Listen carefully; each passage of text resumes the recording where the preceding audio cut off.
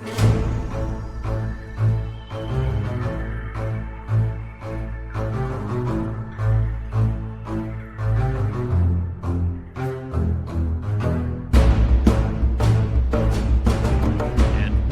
to Tiki Man and the Viking podcast. This is The Viking. I am William Bryan Johnson, author of Hell to Pay and The Dark Cry of Aristid, and he is the Tiki Man. I'm H.B. Burlow, the author of the Ark City Confidential Chronicles and the new series, The Day of Calamity, The Wichita Chronicles Volume 1, to be released November 29th, 2023. Excited about that. Today we're going to talk about plot, and I'm going to take everybody back to middle school English. Oh, my goodness. That's a lot further back for me, by the way. You know that, don't you? Triassic period. Did you go to something like that? Yeah. Back of raptors and dodge like that, the T-Rex? Oh, I remember discussing that in English class. I mean, that was a primary aspect there. Start out. What are we? And why does it look like a roller coaster? You know, the whole thing with we got now the names have changed from my time period, but now we call the beginning the inciting action, which is, well, something has to happen to get the story going, right? Absolutely. And now the mistake that a lot of writers make is that info dump.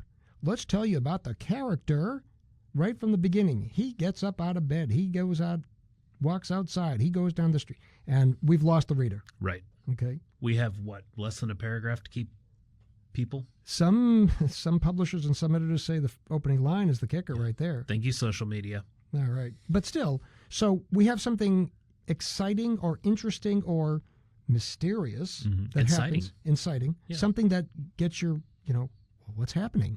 Oh, that looks interesting. Mm-hmm. The introduction to something's wrong. And then we start having rising action, which begins the problem. We start figuring out a little more of what's going on, might meet some people along the way to help us, and then it hits the climax, usually the battle of good and evil, or simply solving the problem. And that's the climax. Whatever is the end result of all this stuff that came beforehand. Now, you mentioned in the rising action people that help along the way, but don't forget there's also, and part of the rising action could be the impediments to the main character getting to the climax. Right. And then the climax, and after the climax, the problem is solved, but yet there still is a little bit more story to be told because you cannot stop there when we enter the resolution. One of the most interesting things I always thought about was Star Wars. Luke blows up the Death Star. Right. He lands. Everybody hugs him. There's a medal ceremony. Chewie roars, and end. But it's not the end. It's not the end. Lucas ran out of money. That's what happens when you're a young filmmaker. And the funny thing is, why didn't Chewbacca get a medal? Well, that was something that kind of one of the last movies fixed. Also, what happened to Darth Vader? He's spinning off into space. What happened to the Empire, where they completely destroyed? We don't figure that out until the second movie. And that makes sense. But when it comes to fiction, though, we have to wrap it up, don't we? Yeah, because plot is the story of the character. Now, what happens in a lot of fantasy series where there are book 1, book 2, book 3, and there's a continuing story. Is it complete after each book? There should always be some sort of completion, to where you have maybe a villain or somebody that is defeated. But, it could be a battle in the war. That's what I always think about when you have longer series. You're completing one major task, but yet you still have several tasks before everything's over. Okay, so that makes a certain degree of sense. Now, of course, with me, with Ark City Confidential, each book was in and of itself. The fact that it was a series, book 1, book 2, was just titling more than a continuing story. So that's where I see fantasy going on in that continuing saga as opposed to literary fiction may just tell a story, and then 5 years later there's a new story to be told with the same characters that were introduced. And, it goes back into the hero's journey when we talk about characters. We have the dragon, we have that force that has to be reckoned with that seems too strong. And then sometimes we also figure out there's a shadow, and that shadow is the one that's holding the dragon's chain, that's sitting there creating the problems. And in later series, we get closer to figuring out who the shadow is, but we may have new dragons. That is impressive. Now, of course, we all know in terms of plotting and in terms of creating plot, as writers, we've got the plotter and the pantser. Mm-hmm. I have come up with something unique from my own perspective. All right. How I do things. There's the sculptor and the potter. Okay, tell me about this. The sculptor would take a block of marble, a block of stone, and chip away at it, refining it, getting the details and the sinew and the muscle and all that's done. The potter starts off with a lump of clay and adds onto it, and you create the vase, and then maybe you put on the handles to the vase. How many writers out there go and write 180,000 words for their first draft, and they then have to become the sculptor to chip away? Right. Me, I've always been, within the last 7 to 10 years, I've been more of the potter. I'm happy just to get to 50,000 words in the first draft. I'm trying to tell that story, and I may be missing some characterization. I may be missing some dialogue. I may be missing some plot or have some plot holes. Certainly at 50,000 you're going to. Right. And I wind up going back in and adding in to flesh out the story. So those people who are working on plotting, whether they're using this kind of roller coaster action, I don't think it's necessary to adhere to it from the beginning unless you are the sculptor and you're putting that all out there and refining it. What's your process like? I have always been kind of a mixture of the two. I've always been one to write the main scenes. And I know what the big scenes of the book are going to be. What I maybe don't know is how we get from point A to point B.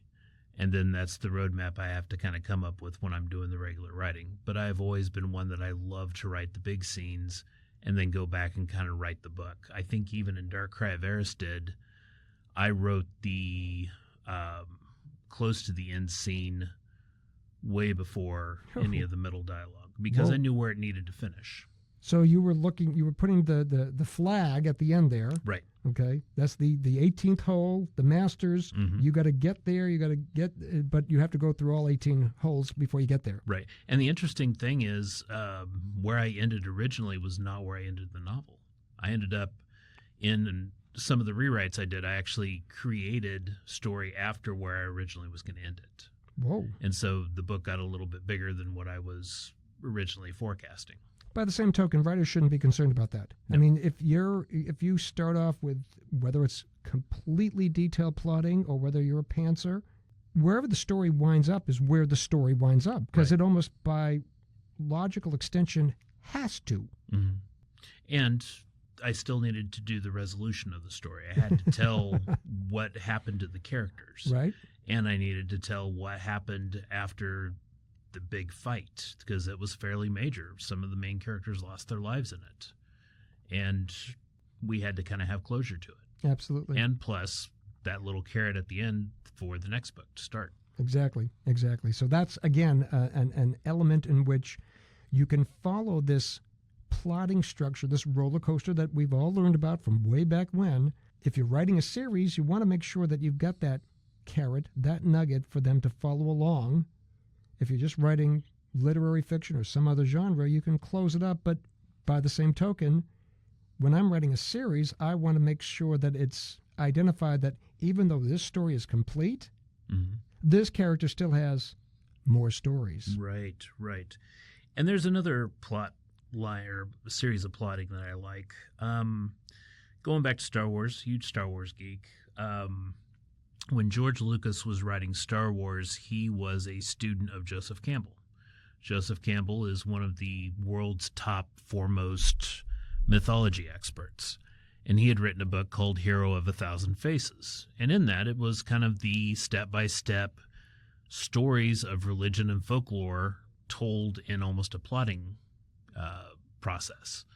And there's a writer by the name of Christopher Vogler who released The Writer's Journey, which actually kind of translates this a little bit better into what writers and filmmakers use to tell a story now. It's amazing how you have something as erudite and learned as mythology and the distillation of mythologies, Right.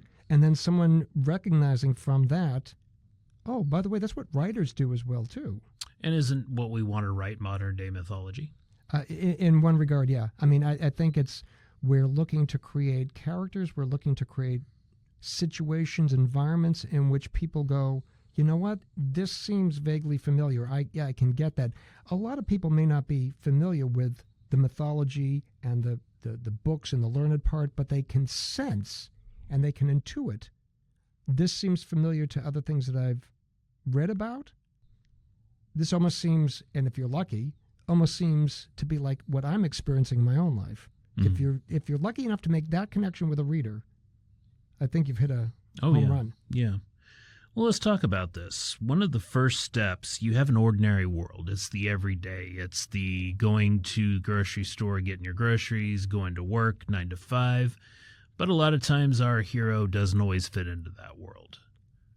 He shouldn't, or he or she shouldn't, because if they do, then you're going to have a very drab first paragraph or first page. Yeah. And then we have a call to adventure. That's kind of that inciting incident. Something happens.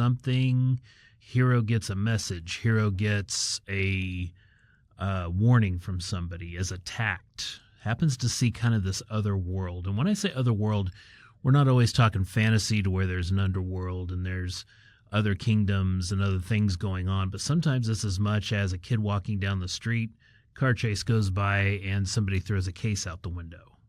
That could be enough of an inciting incident to start a story. By the same token, take a look at Raiders of the Lost Ark. Mm-hmm. Teacher and archaeologist is offered a job by the government to retrieve something that is very important, that also tantalizes him personally without him thinking about what the ulterior motives are. Right. And that simple inciting action, that simple call to adventure, winds up having multiple facets. Facets to the story. And then we also tend to have this refusal of the call that, things are so crazy or things are so dangerous or the character just simply does not want to commit to having to do this adventure. Well, I tell you something, if I'm writing about a private detective and he refuses the job, he's not going to make any money. So he might not necessarily refuse it, but have some second thoughts about taking on the case. Mm-hmm. And sometimes this is where a loner character comes into play because other people, they have families, they have jobs, they have things that they cannot leave. So either incidents need to become so bad that it forces their hand, or they essentially have nothing to lose and they go off. I think one example is the Western 310 to Yuma, Mm-hmm. where a simple poor dirt farmer takes on the job of bringing a bandit by across country to train so that he can be brought to prison. Things had gotten so bad for him that this non-gunfighter type guy is taking on a job that he really has no business taking on. Mm-hmm.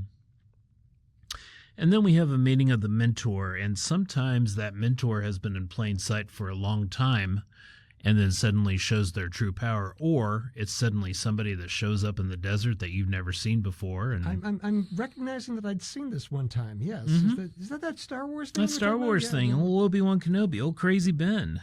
And that's what's interesting as well, too. I mean, is the fact that the mentor is somebody that, I don't want to say that the main character is taken for granted, but maybe did not realize was as smart or as powerful, depending upon the nature of the genre, Mm-hmm. that could provide the guidance and potentially the clarity that the main character needs in order to pursue this adventure. Exactly, because the main character is going to be going into a new facet, a new sort of reality that they know nothing about. And they're going to have to kind of be baby step through it. And that's where the mentor comes in. But as we talked about in previous episodes, the mentor can sometimes be a powerful character. If he is, sometimes that mentor either has to die, get injured, or disappear, because otherwise it becomes their story. And after that? We cross the threshold. Now, there is one type of character I don't think I spoke about last time, and that's called the Threshold Guardians. And Threshold Guardians can be interesting. They are people that are trying to keep you from going forward and starting this adventure. Maybe it's relatives. Maybe it's something that you have to do. It doesn't always have to be a person. It can be an incident that is just literally stopping you. You have work and you have to be there at 4:00 and you cannot not go to work. The parents of the girl you want to marry who don't want you to marry her. Mm-hmm. They're definitely threshold guardians in the epitome of the word. And it's a very interesting thing because this can be something as easy as police trying to stop you, stormtroopers, city guard, criminal elements. Or, like I said, it can be as easy as other things that the hero has to do that's withholding them. But we don't have the pursuit of the adventure unless the main character actually crosses the threshold. That's right. And this is where we skip into another world. Right now we're in the ordinary world. We're everywhere where we need to be, and the next step is the big plunge. This is where the hero decides it's all or nothing. It's time to go. So we're going to hold off right there and leave you all in suspense as we cross the threshold in the next episode. Ooh, I like how you did that. I am William Bryan Johnson, author of Hell to Pay and The Dark Cry of Aristed. And I am H.B. Burlow, author of the Arc City Confidential Chronicles and the new historical crime fiction series, The Day of Calamity, The Wichita Chronicles Volume 1. We thank you for listening and hope you'll join us again. Take care. Bye-bye. Tiki Man and the Viking podcast is brought to you by Rumination of Thunder Media. The following intro and outro music was used for this media project. The music Find Them by Alexander Nakrata. Free download from filmmusic.io. License Creative Commons Attribution 4.0 International.